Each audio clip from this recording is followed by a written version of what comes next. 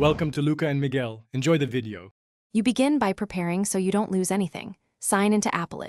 Apple. Calm and verify your current Apple ID and password. Make a fresh iCloud backup or export photos, contacts, and documents to a local drive. This protects you if verification prompts appear. Once done, pick the new email you'll use and keep it open to receive the verification code. Now sign into the Apple ID site to edit your account's primary email. Start the change there. You'll now perform the switch.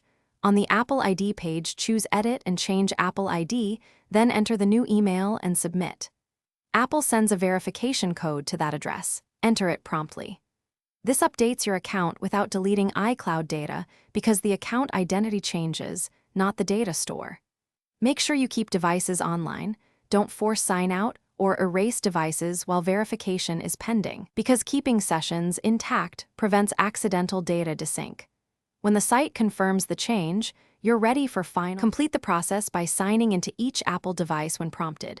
Enter the updated Apple ID credentials and allow iCloud to merge and sync. This preserves your data. Update payment methods and subscriptions tied to the old email so renewals continue.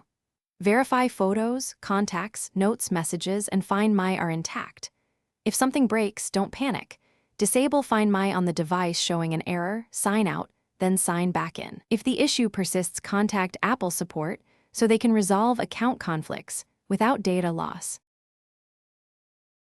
Thanks for watching and please subscribe. It's the best investment you'll ever make.